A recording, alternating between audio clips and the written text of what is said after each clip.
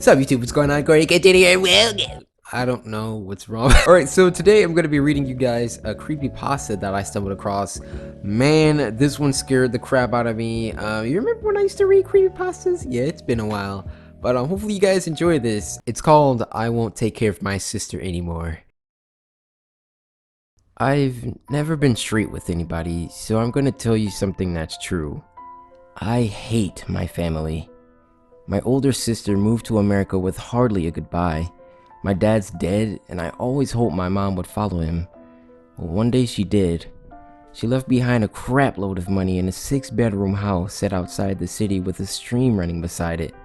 My dad had left her a £2 million fortune, enough for her to live on with change, especially since she was too much of a skinflint to spend any of it. Now she was dead. The house and the money sat there. I didn't expect to see a penny. Me and my mom had always hated each other. We didn't have little spats, we had full-on feuds, and growing up, my cheeks would always be red from where she'd slap me. Sometimes she did it backhand and cut my face with her engagement ring. Yeah, we hated each other. It never got better when I matured, and she didn't mellow with old age. She just got more and more spiteful. By the time she died, we'd gone 5 years, 6 months, and 3 days without speaking. To some extent, I sympathized with her. She'd had a hard life.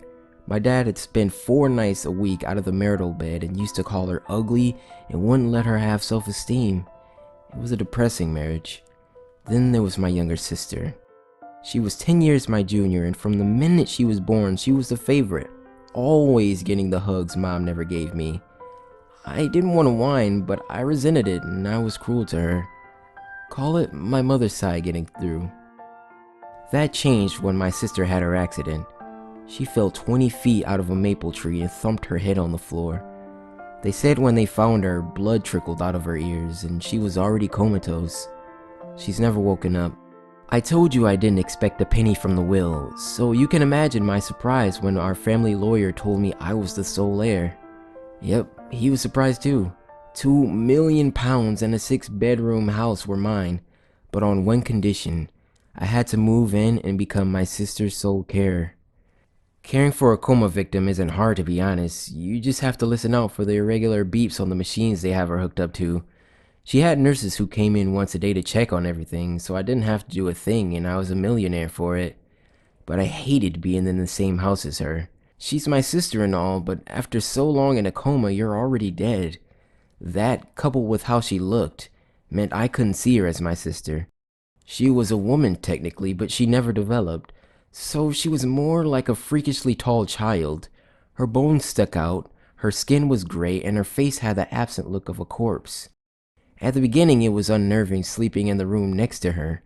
I'd lie in bed trying to sleep, but all I could think about was her on the other side of the wall, immobile and mute. One night, she scared the mess out of me. I was stretched on my bed, lights off, the house as silent as ever. I heard a bang from my sister's room, and something clattered to the floor. I thought she'd fallen out of bed, like maybe the nurse had left her in a funny position. I ran in her room, but she was laid down like always, face staring absently at the ceiling. On the other side of the room, a photo frame was on the floor. A few nights later, the nurse called in sick, so I checked on my sister myself. I made sure she was nowhere near the edge of the bed. I'd gotten paranoid and switched off the light.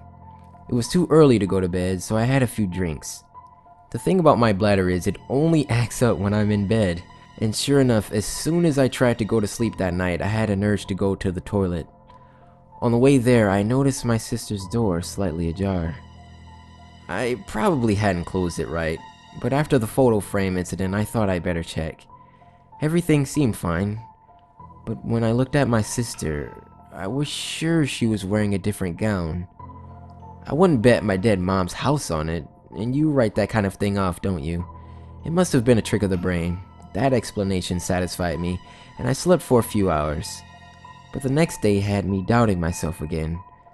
The nurse was well enough to visit the next night, and she did the usual checks.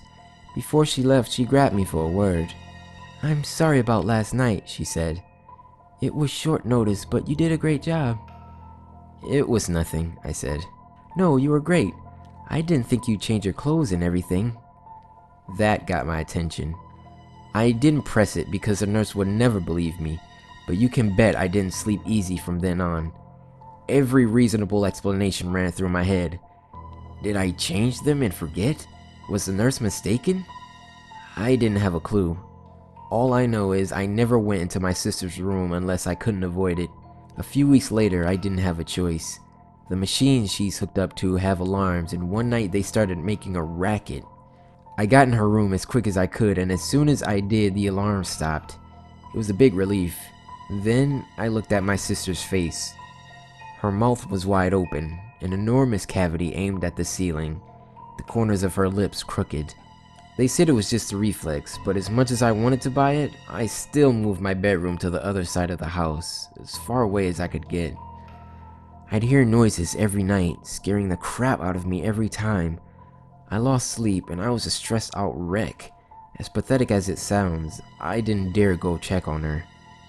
And then something happened that made me move out of the house. It was a rare night where I felt like I was gonna get some sleep. I was in that in-between stage where you're on the edge of sleep, but not quite there yet. Then my bedroom door opened and banged shut. It shook me straight out of drowsiness and I sat up in bed. I could feel something in the room with me. It wasn't right. On the floor next to me, lit in the moonlight, was my sister. Her body rigid and her mouth wide open. Her face pointed at mine.